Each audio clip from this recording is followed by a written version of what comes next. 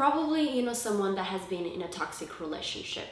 Maybe a relative, a friend of yours, or even yourself, because unfortunately, toxic relationships are very common.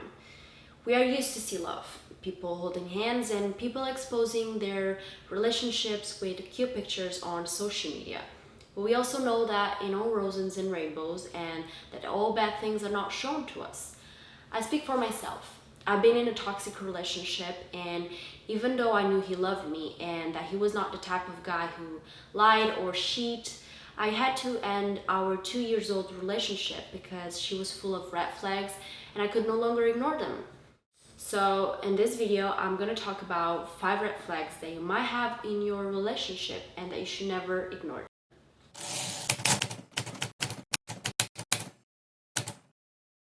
Maybe it's something that he wants you to do for him or with him. Either he asks you to go somewhere with him and you don't want to go or you can't. Either he's constantly waiting for you to be the person who pay for most of the things that you guys do together, such as going to dinner or to the movies or on vacay, and you don't agree with it. Or even if he asks you something pretty simple but you just don't want to do it. Every time that you go against something that he wants, the psychological game starts. He might sulk or cry or even start acting defensive, and you see yourself with only 2 options: or you do what he wants or you will start a fight. Denial leads to obsession, and the more obsessed he is about it, the more he wants it. And you should definitely not be in a relationship where you have to do something that you don't want to do it or you don't agree with it just because you want to avoid a headache.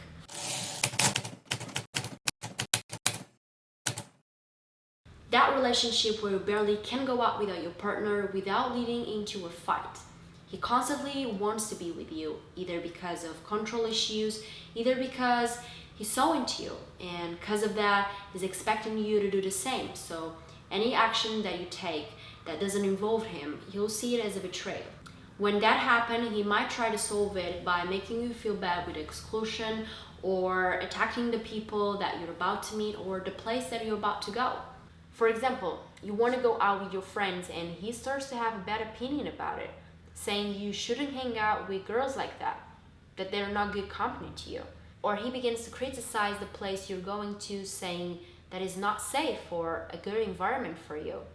If I only was there with you, he might say. And in the end of all this conversation, you might start to think, maybe I should take him.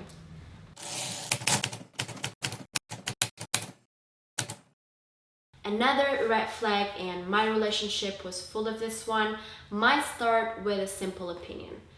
You know that when you're in a relationship, it is normal to mold yourself a little and give up on small things. It is normal in a healthy portion, but often starting as a simple opinion, things can be taken to other levels. Either if it's control over how you dress, or the people that are your friends, or the way you act or think. All of these things makes who you are, and no one should ever try to change it or shape you in such a way that you don't even recognize yourself anymore. At first, you might confuse all these actions with care, thinking that he's only doing it because he cares about you and he's afraid of losing you. But in the long run, none of this will look attractive and you feel stuck, because being with someone that makes you their everything is not romantic or sexy, is unhealthy for everyone involved.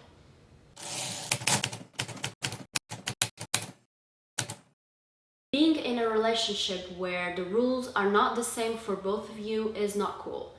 If you're with someone that doesn't allow you to do the things that he does or doesn't treat you the way that he wants to be treated, you have a huge red flag over your relationship.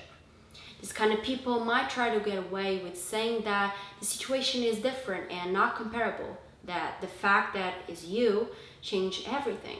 They only see their side, and they always try to find a way to make you believe that they have a good argument.